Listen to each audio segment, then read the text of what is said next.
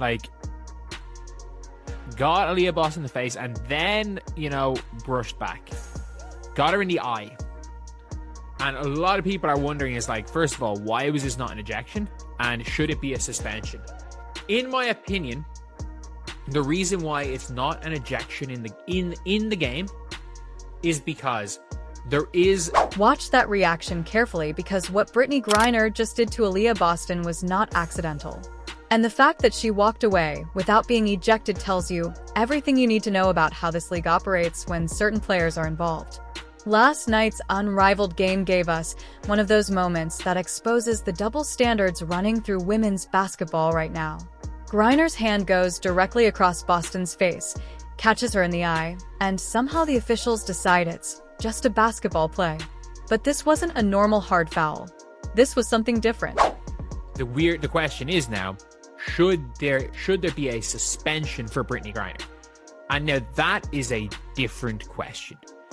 Should there be a suspension for Brittney Griner? For me, the answer is yes.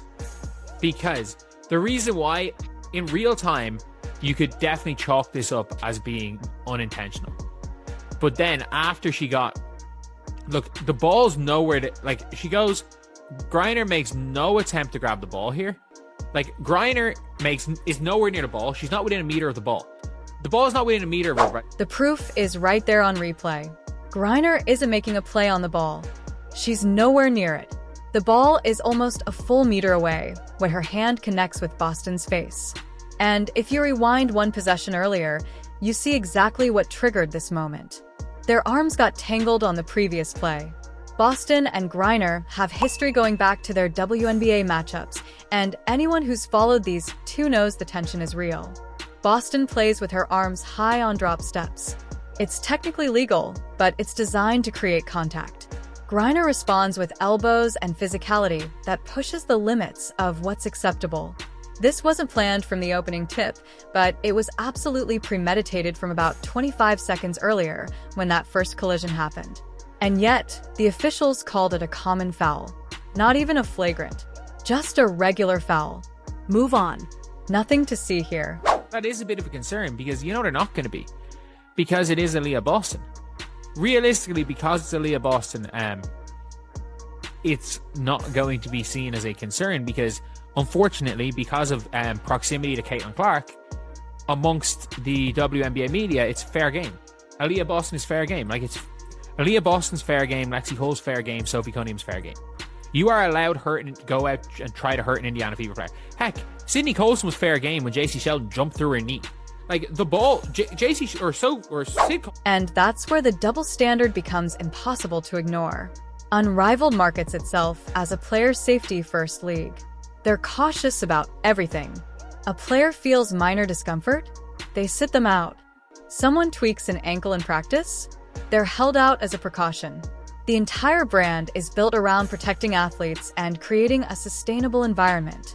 But when one player clearly retaliates with a move that could have caused serious eye damage, that caution disappears. Suddenly, it's just basketball. Suddenly, we're told this was an unfortunate accident, despite all the evidence showing otherwise.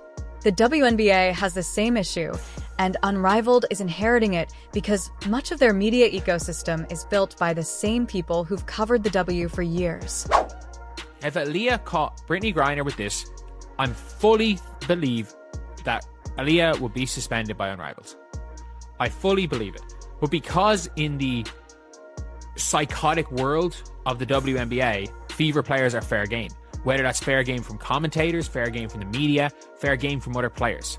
You are allowed to attack their characters, you are allowed to attack them as people, you are allowed to attack their looks, you're allowed to attack their... Whatever about... I'm not even going to say criticize, you're allowed to attack their skill set. You're allowed to attack where they're from, you're allowed to attack where they were born, you're allowed to attack their views. Here's what nobody wants to say out loud, but everyone knows is true. Indiana Fever players have become fair game in a way that other players simply aren't. And it's not just about physical contact, though that's part of it. Look at Caitlin Clark's rookie season. The flagrant fouls, the hip checks, the late hits that were dismissed as welcome to the league. Then Lexi Hull getting targeted. Sophie Cunningham taking cheap shots. Remember when JC Sheldon slid into Sydney Carlson's knees from behind after she already had the ball? That was a red card tackle in soccer. Carlson got injured. And the response? Basically nothing. The pattern is undeniable. You can go after fever players. You can question their character. You can criticize their looks, backgrounds, skills, and opinions. The normal boundaries that protect other players somehow don't apply when someone wears a fever jersey. I don't think in general that something like this you could say, oh yeah, is worthy of a suspension. But when it comes to Unrivaled and it being this buddy league and players, you don't actually have to play. We'll just you can pay to train. You don't have to play. This isn't a real sports league type thing.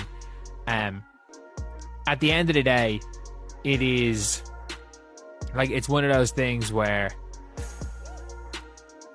Now, ask yourself this. If the roles were reversed, if Aaliyah Boston had hit Brittney Griner across the face with the same motion, would this have been handled the same way?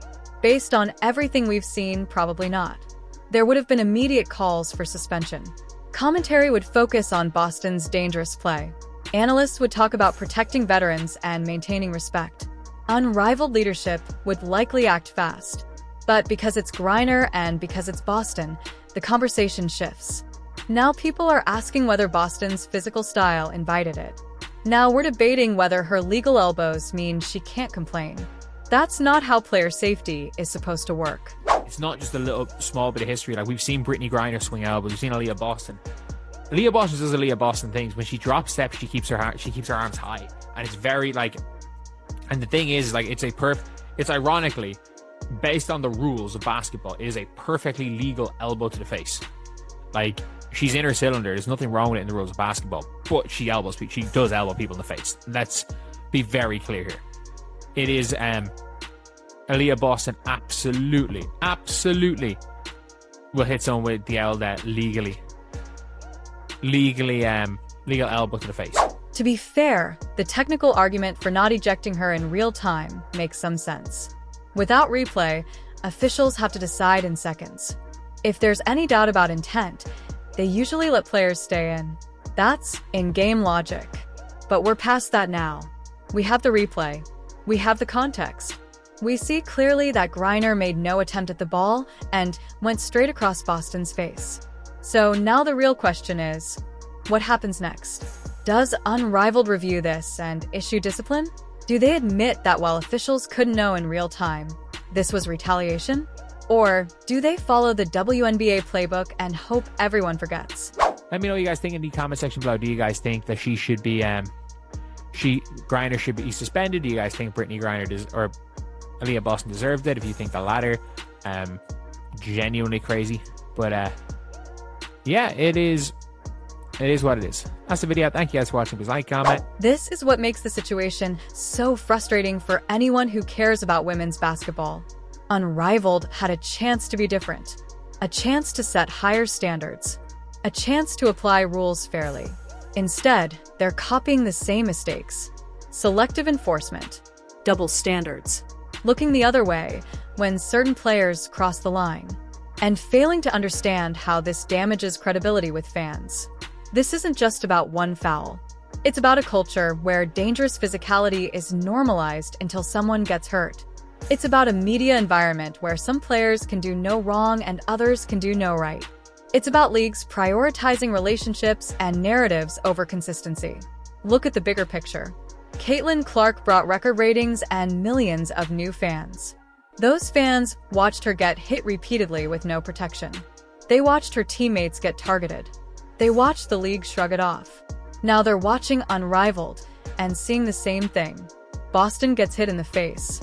Common foul. Move on. The message is clear. If you're connected to the fever, protection is optional. And before anyone says, Boston plays physical too, let's be clear. Yes, she uses her elbows. Yes, she creates contact. But that's within the rules. That's basketball physicality. Going after someone's face is not basketball. It's retaliation. Trying to compare the two is false equivalence. And it's exactly why this keeps happening. These two have history. They've battled for years. Competitive tension is normal. But rivalry doesn't justify dangerous play.